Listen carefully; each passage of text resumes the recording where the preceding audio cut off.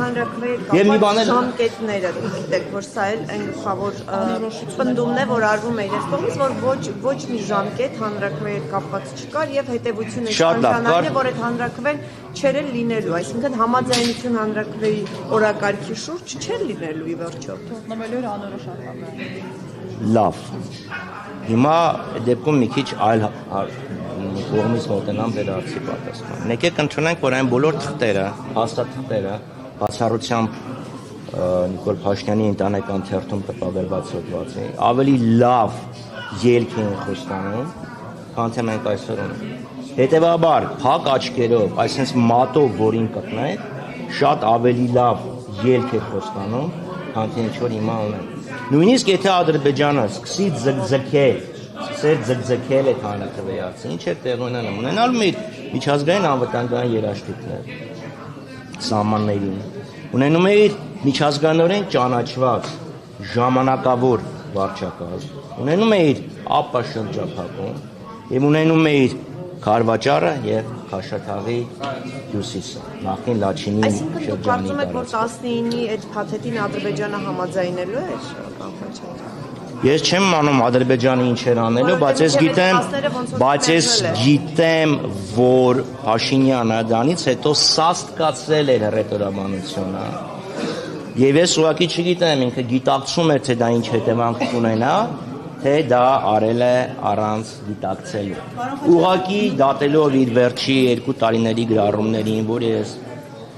գիտակցված չեմ գնացել պատերազմի կանխմանը, ենթադրում եմ, որ ինքը գիտակցել է դրա հետևանքը։ Պարոն Խաչատրյան, նույն Նիկոլ Փաշինյանը եւ իշխանության անդամները ասում են, որ բանակցությունները փակուղում էին, դրա համար Սերժ Սարգսյանը նամակ էր գրել Վլադիմիր Պուտինին եւ այլընտրանք չկար, քան պատերազմը։ Բանակցությունները փակուղում հանդիպում, ուրեմն փակուղում են հայտնվել բազմաթիվ անգամներ։ Օրինակ, Մինսկի խորհրդաժողովը պետք է գումարվեր 1992 թվականին։ Բայց ադրբեջանցիները հարձակվեց, փորձում էին գրավել Ստեփանակերտը, հակահարձակման արդյունքում ազատագրվեց Շուշին։ Բանակցությունները մտան փակուղի։ 93 թվականին մտան փակուղի։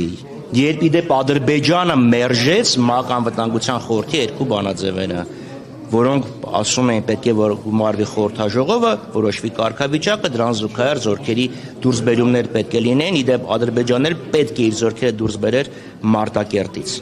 Իսկ ինչ է կա։ Դա ներողություն եմ խնդրում էլի։ Հետո 96 թիվ դանից հետո գալիս է փակուղի, հետո 98 թիվ փակուղի մինչև 2001 թիվը, հետո փակուղի մինչև 2004 թիվը, հետո փակուղի երբ առաջարկվեց այսպես կոչված այդ նորացված սկզբունքները։ Եվ իդեպ էլի Հայաստանի կողմից բողոք է գնացել, եւ այդ բողոքի արդյունքում պաշտոնազրկվել է Մեթյու Բրայզան եւ մնացած 2 համանախագահներ։ Այսինքն process-ը ինքը գալիս է ինչ որ մի կետի կողմերից մեկ Ադրբեջանը խոչընդոտում է Կիևում, Կազանում փակուղի, հետո նոր առաջարկ, այսինքն որ հայտնվել է փակուղում, դա չի նշանակում ինքը եզակի մի երևույթ է։ Դա առաջինն է եւ երկրորդը։ Չմոռանանք, որ Նիկոլ Փաշինյանը հայտարարում է, որ ինքն է սկսել իր կետից։ Այսինքն ինչ եղել է, լավ պատկերացրեք, այսօրվա աշխարհը դիտարկում է մեծ պայթյունից հետո։ Ինչ եղել է մեծ պայթյունից առաջ, այսօրվա աշխարհը, այսօրվա ֆիզիկան չի դիտարկում։ Հիմա այդ ինքը սկզբունքային ենք, պետք է ասի ինչ եղել է գնացել է, ես իմ զրոական կետից եմ սկսել։ Իր զրոական կետից հետո 10-19 թվի առաջարկներ են։ Եկեք ընդունենք, որ եթե Հայաստանը համաձայնվեր, առնվազն Արցախը կստանար միջազգային երաշխիքներ։ Խաչատրյանի փաստաթղթերը հրապարակվեցին, դուք ասում եք աղճատված մասամբ են հրապարակվել, այնուամենայնիվ կամ փաստաթղթեր, որոնց հիման վրա դուք կարողանում եք ասել, որ Փաշինյանը տապալել է բանակցային գործընթացը եւ այսինքն լավ անցյալի հետ կապված մենք ասում ենք, որ այսպեսի արձանագրում ունենք։ Հետևանքը ո՞րն է լինելու։ Հետևանքն այն որ մենք այսօր ունենք։ Որպես ընդդիմություն ինչ է կառաջարկվում։ Այս բանի ուրեմն հասկանանք, բացի այդ հետևություններ անելը։ Նայեք, այդ փաստաթղթերը, որ ինքը հրապարակել է, կարող է կոնկրետ բառը չգիտեիր, բայց գաղափարը գիտեիր։ Իմ համար հետաքրքիր է 19 թվականի փաստաթուղթ, այսինքն այնց չի, որ մեր առաջարկը, մեր վարվելակետ, մեր գործողությունները ինչ որ բանով սանից ազդվեցին։ Ասում ենք, էլի կրկնում ենք, Քիվեստի ունես տպի։ Եթե չունես, ինչ ես խոսում։ Բայց ինչ ես ասում, Հայաստանը Քիվեստում համաձայնվել, դե տպի։ Քիվեստ եղել է 2001 թվականի ապրիլի 1-ից 5-ը։ Ինչ ես 99 թվականին ինչ որ անհասկանալի մի հատ։ Որովհետև ինքը հասկանում է, որ Քիվեստում ինչը դրվերա սեղանին, այն չի, ինչ այստեղ հանրայնացվում է։ հենց Մինսկի խմբի լուծարման որոշումը եղավ, իրենք միանգամից հրապարակեցին։ Բայց ասել էր դա Նիկոլ Փաշինյանը ասել էր լուծարվի Մինսկի խումբը, որ այսինքն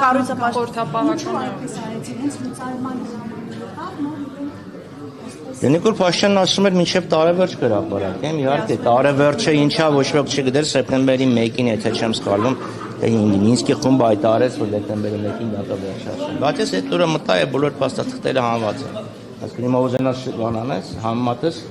զանգեցին ձեզ ստերից։ Պարոն Խաչատրյան, Սիվիկա Շնորհակալություն։ Ռոզա լավ դեպքում համար ազան ներողություն։ Պարոն Խաչատրյան, զրոյական կետի հետ կապված մի դիտարկում թույլ տվեք։ Ալիևը կրծեր Ալիևը երբ որ ստանձնեց նախագահի պաշտոնը, նման մի հայտարարություն նա իմ գիրքն է կարդացել։ Չեմ հարցրել կարդալ, պարզապես մամուլի արխիվը հաճախ է թերթում։ Դա իմ բացվողն է, ձեր գիրքը անպայման կգնեմ եւ կկարդամ։ Ինչ վերաբերում է Նիկոլ Փաշինյանի կողմից Հայաստանի դիրքորոշման սաստկացմանը, պարոն Խաչատրյան, ասեք, սաստկացումը ինչպես էր դրսևորվում։ Նիկոլ Փաշինյանն ասում էր, որ Արցախը որպես բանակցային իրավ կողմ պետք է վերադառնա բանակցային սեղանի շուրջ։ Խնդրի կարգավորումը պետք է հավասարապես բավարարի բոլոր կողմերին, թե Ադրբեջանի, թե Լեռնային Ղարաբաղի, թե Հայաստանի։ Դրանք դիրքորոշումների սաստկացում է։ Դա այդ նույն պնդումները անում էին բոլոր իշխանությունները եւ կար սկզբունքային համաձայնություն, որ երբ հիմնարար սկզբունքները համաձայնվեն, պայմանագրի տեքստի համաձայնեցմանը կմասնակցեն նաեւ Արցախի ներկայացուցիչները։ Դա չէր սաստկացումը։ Արցախը Հայաստան է եւ վերջ։ Մենք ոչ մի թիզ չենք զիջելու։ Երրորդ հարավային ճանապարհի դեմոնստրատիվ շինարարական աշխատանքների իմիտացիան։ Այսինքն Քարվաճարով ճանապարհը կառուցվեց, այդքան շոու չի արվել, ինչքան երկու հատ կովշով էքսկավատորները հադրութի մոտ խոս էին կորում։ Դա է սաստկացումը։ Բայց Ադրբեջանը իր ապակառուցողական դիրքորոշմամբ ողջ բանակցային գործընթացի ընթացքում պարզապես փայլել է։ Փայլել է։ Միջազգային հանրությունը որևէ խնդիր չի տեսել այդ ապակառուցողական վարքագծում, բայց այո, որովհետև դա Հայաստանի պարագայում դա եղավ։ Որովհետև դա հակակշռվել էր Հայաստանի կառուցողական մոտեցումով։ Կարդացեք, իդեպ եթե ասում եք ճանաչեմ, կարդացեք Ռիչարդ Հոգլանդի հոդվածը, Մինսկի խումբը արդյոք անելիք ունի։ Ինքը շատ լավ դա ներկայացնում է։ Գնաց Ռոզան։ Եթե ի վնաս այս փաստաթղթերի հրապարակումը փաստորեն այնտեղ խոսվում է Լեռնային Ղարաբաղի այսպես ինքնավարության եւ այլնի մասին, եթե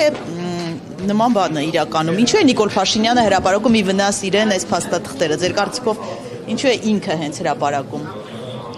Նիկոլ Փաշինյանի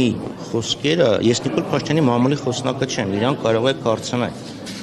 Հիմա ինքը այդ ամեն ինչը ներդրել է, մեջը մտցրել է հայկական ժամանակից մի հատ հոդված, իրա պատգամվել են ասում են, հա, տեսեք, մեղրին տալիս են, միգուցե դրա համար էր արվում։ Բայց մնացած ինչ է արել, չգիտեմ, իրանից հարցրեք, հավատացնում եմ ձեզ։ Ես Նիկոլ Փաշինյանն եմ։ Կներեք, ես ավելացնեմ, որ Փաշինյանն ասում էր արդեն անիմաստ է բանավիճը, թող կարդան պատմեն։ Ի տարբերություն իրան, ոմանք շատ վաղուց, դա այսքան շատերը շատ վաղուց այդ ամեն ինչը կարդացան։ Այսքան ինքը ինչ անում, Կազիմիրովի գրքից տպում է, այսքան մենք չգիտենք Կազիմիրովի գրքի տեղը եւ չէինք կարդացել եւ չգիտենք, կամ ՄԱԿ անվտանգության խորհրդի բանաձևերը չգիտենք, հա։ Այո, ավելին ասեմ, կարող եմ տրամադրել ՄԱԿ-ի քննարկումների, բոլոր 4 բանաձևերի քննարկումների սղագրությունների եւ կից փաստաթղթեր, ինչ նշանակում կարդան պատմեն։ Կրկնում եմ, ավելի շուտ են կարդացել եւ ավելի շատ ման գիտեն, քան թե որևէ նոր բան չկար այս դրա։ Չկար բացառ, այսինքն կար ընթացիկ գրագրություն 14 թվականից, որոնք դե գիտեք բանակցային գործընթաց է, թուղթ բառի փոփոխություն, դրանք գաղտնի փաստաթղթեր են, չէ, դրանց ես դոստուպ չեմ ունեցել, չեմ տեսել, բայց բուն գաղափարը, վերջնական թղթերը շատ բաներ տեսել եմ եւ շատ բաներ կազմակերպված արտահոսք է տեղի ունեցել։ Ակնհայտ է, չէ՞ որ կազմակերպված է եղել, դե որ հանրությունները տեղեկանան։